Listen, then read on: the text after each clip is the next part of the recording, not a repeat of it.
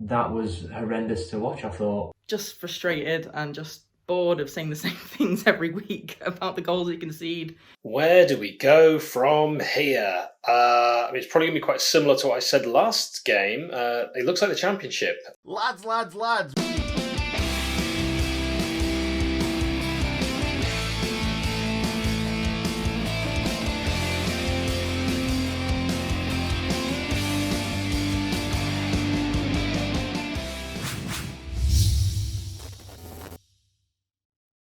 So the perfect way to end your weekend was a 7:15 kick-off at beautiful downtown Bramall Lane on Sunday for Sheffield United against Jurgen Klopp's Liverpool in a game which was somewhat of a free hit for the Blades. Chris Wilder having to make changes, Chris Basham missing, meaning the Blades without Basham, O'Connell and Egan for the first time in a very long time. It meant an inexperienced back three of Ampadu, Kean Bryan and Phil Jagielka, Baldock and Stevens at the wing-backs. Midfield, Oliver Norwood, John Fleck and John Lundstrom, and then up front was Oliver McBurney and David McGoldrick. The game settled into a pattern early on, neither team really getting on top until sort of 10-15 minutes in, and then a string of Aaron Ramsdale saves was the story of the half. It was great to see Ramsdale showing confidence, being decisive. The first one bursting off his line, keeping his hands down brilliantly. Some really good saves as well. And the Blades looked quite solid in defence. The only downside, I have to say, was when Ethan Ampadu played across his own 18-yard line. The Blades thought they'd gone in front, and indeed I thought they'd gone in front, but sadly it was offside. An own goal would have been the verdict, as like the Chelsea game. Oliver McBurney applying the pressure, but just offside as it would have been. The story of the first half was better balls in from the Blades for once. It was good to see some crosses coming into the box and the Blades trying to capitalise on attacking opportunities. But all in all, it was positive, it was encouraging. 0-0 with Liverpool at half-time is certainly something to work on, but I have to say Aaron Ramsdale is your best performance in a Sheffield United shirt for 45 minutes. Hopefully it can be all kept up in the second half. Can we nick it 1-0? I will cry out for pace again. Will I get pace? Who knows? Come on Blades, we can do this.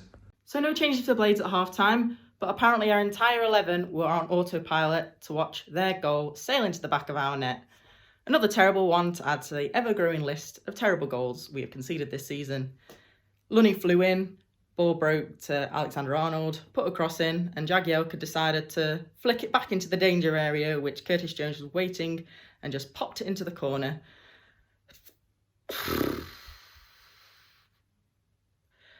I'm so tired and so just frustrated and just bored of saying the same things every week about the goals he concede. It's just the same stuff every week. They had another goal ruled out for offside a couple of minutes later from Mane. We then had a fantastic opportunity. McBurney put in wide from about 6 yards out. Fantastic bowling from Norwood. Really didn't need much doing from McBurney, but he decided to jump and try and head it when he just needed to get it into the corner, and he put it aiders wide. He had a good first half. He did okay, but when you're paying 20 million for a guy who's meant to score you the goals and every chance he gets, he puts wide, he needs to be doing better. He had another chance a couple of minutes later, which he decided to bring onto his left foot rather than doing his right, and it got parked for a corner. Norwood then had a snapshot. Same old story, really. We kind of created a few good opportunities, but every single one we wasted. 64 minutes, they got their second. We just stood off them. Firmino, ball broke to him, and we just let him do whatever he wanted in our box.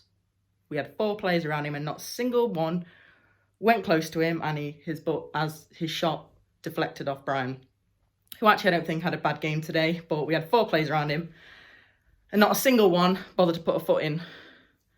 How are you meant to not concede goals if your entirety of your back 5 just stand and watch players do whatever they like?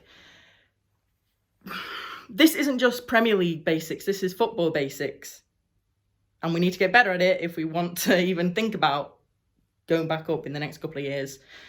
Nothing much else happened of note. Ollie Burke made a pretty good game out of it. He gave him something else to think about, but other than that, nothing really. Just another one of them games. And we already knew we were down, but, nail in the coffin now, considering West Brom picked up some points. So, yeah. Can the season end now, please? 2-0 loss for the Blades. Not the most deserving 2-0 loss we've had this season. I think Liverpool got a little lucky with a couple of their goals. But alas, it's another loss, another overall mediocre performance, lacking in that offensive finishing. But on to player ratings. And to start with, I think man of the match for me, for our side at least, has to be Aaron Ramsdale. Coming in at an 8.5, he had an outstanding first half, 5 or so saves, just really kept us in that game when we had some defensive missteps, and Liverpool just really strong on the attack in that first half. Second half, the 2 goals, nothing he could do about them. Just unfortunate, unlucky that those went in. Very deserving of a clean sheet by that performance. But moving on to the defenders, we had Keane Bryan, Phil Jagielka, Ethan Ampadu. Keane Bryan, credited with an own goal. A little harsh, I think, for him, so I'm giving him a 5.5. He did well. He played the ball out well. Took a couple nice touches around, the likes of Mo Salah and Sane and everybody out there. So I've given him a 5.5. Just a bad deflection, unfortunately. Jags gets a 6 for me. While he may not have had the legs to run out a full game, he definitely had a very strong defensive performance. Had a lot of late ditch slides, diving, tackles to prevent some good striking opportunities for the Liverpool forwards. Ethan Ampadu gets a 5 from me. Had one really, really bad mistake. Him and Norwood had a little pass back and forth, and then he just gave it right to Trent Alexander-Arnold for one of the better Ramsdale saves of the first half. So 5, but on the whole, it wasn't the worst Ampadu performance we've seen. So hopefully he can continue the positive trend that he's shown in the last couple weeks and kind of move past this one. On to our wing-backs, we had Enda Stevens, George Baldock. Given Enda Stevens a 4, just kind of somebody's got to get the lowest rating. Enda Stevens didn't really do too much positive, didn't really do too much negative, kind of middle of the road, but we're giving him a 4 because we have to. George Baldock, for me, gets a 5. Towards the end of the game, he definitely on that right-hand side with Lundstrom, with Norwood, with Burke on that side, they definitely passed around, got a lot of opportunities created late in the game, but it was kind of too little too late at that point. So 5 from me for Baldock. Moving on to the midfield 3, Fleck gets a 6. I thought he was good. I thought he operated well on that left side of the midfield. Not sure why he came off at the end there instead of Lundstrom, but maybe something to do with footedness or whatever, keeping Lundstrom on instead of Fleck. To bring on Sharp.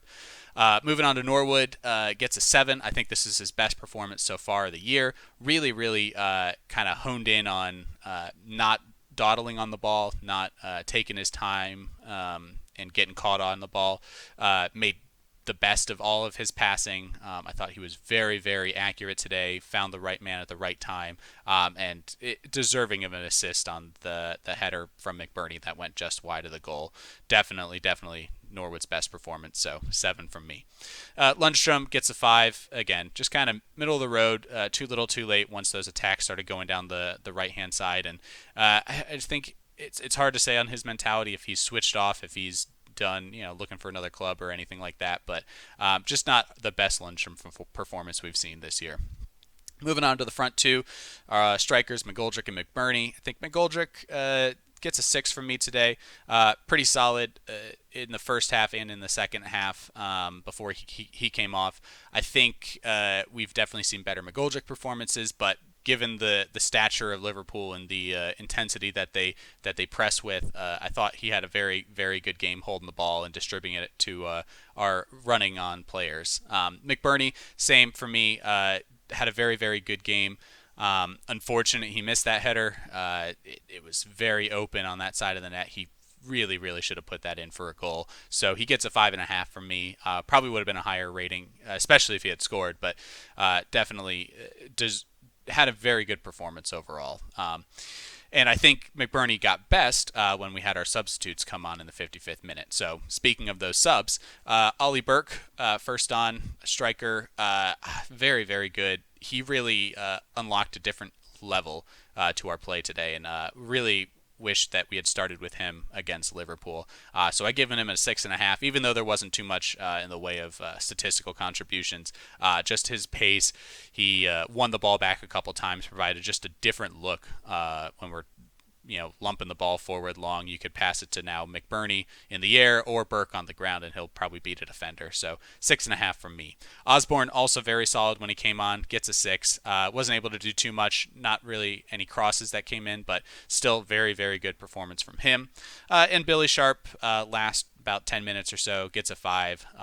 Nothing really good or bad from him, but solid performance overall from the whole team. I think Chris Wilder, the last rating we'll give out from me, gets a 6.5. Really just, he had the team clicking in that first half, clearly had the right mentality when they came out of the gates, and then something happened at halftime, just the team turned off, let a goal in. Then he made the right decisions, right subs, at the 55th minute, and unfortunately just instead of going 1-1, it went 2-0. So we move on. I think about 12 games left. Hopefully we can get something out of it. But right now, over to Cameron for some positives and negatives. Cheers. So I'll be covering the positives and negatives from today's game against Liverpool, and we'll start off with the positives, I guess. I'll have to give a massive positive to Aaron Ramsdale. He had a great game today. First half, he kept us in it, made some amazing saves, and I'd say it was probably his best game he's ever had for Sheffield United since he's signed. Without him today, I think it's probably 6 or 7-0. And yeah, it was a really tough game to watch. I thought I'm quite deflated after watching that, if I'm honest. But yeah, Ramsdale, that's a positive today. Did really well, kept us in the game for as long as he possibly could. And there wasn't really much you could do about the 2 goals. So, yeah, I guess another positive I saw from that game is we changed system, went to 4 at the back in the second half, and we seemed to create a bit more going forward. I guess we made a few more changes, and tactically and play for player and playing 4 at the back, we seem to have improved quite well. But again, we couldn't really break Liverpool down. We didn't really do much of that game, but yeah, positive. We can play a different formation. If anyone says, we've only got one plan, then that's clearly not true, because we played 4 at the back and we did create some chances as opposed to the normal 3 or 5, as you want to call it. And then we'll move on to negatives, I guess, which is, God, I can't really even describe how a negative other than that was horrendous to watch. I know we're playing Liverpool and they're a great team and they've got some great players, but that was probably their third team, I'd say. And we made it so easy for them today. I thought we were very poor getting on second balls. McBurney's missed an absolute golden chance at 1-0 to make it 1-1, and yeah, it was horrendous again. Burke, come on, I guess that's another positive. He did offer something going forward, but overall, for me personally, that game was very, very, very poor. I would say at home as well, we should be giving Liverpool, something to worry about, or, try and look a bit like we want to stay up. But for me today was very, very poor other than Ramsdale. And I'm going to keep it short and sweet because I am a deflated blade tonight, unfortunately. But we go again next week, don't we? Because that's what we do with Sheffield United, and we'll try and plug on. Where do we go from here? It's probably going to be quite similar to what I said last game. It looks like the Championship. So if that is going to be the case, let's focus on the positives. What is positive about going down? We're probably going to win more games. Probably. Don't want to say that for definite. No VAR. That's a massive one. When you kind of celebrate a goal, you can actually keep celebrating. Benjamin Bloom's good. Colin Murray's good. Maybe the programmes are back to £3. £3 your match programme, £3. I've missed hearing that. The fact that we'll be back, hopefully, next season as well. It'll be fantastic to see the Blades win. There'll be more games as well, more games in the Championship. So, that's a good thing. 3 p.m. kickoffs on a Saturday. There's loads to look forward to, actually. Why don't be down. Don't be down. Where do we go from here? to a league that we know and we've done well in before. So we have to face the inevitable. This has been a slow burn rather than a last-minute Wigan job. And for that, I'm thankful, because you can kind of get used to the process like this. It's going to be far less painful. Still painful, but far less. So where do we go from here? We focus on the positives, and we can start to look ahead to the team that I think we need to start playing for next season. The players that aren't going to be here, don't play them anymore. And the players that are, let's go, throw them in.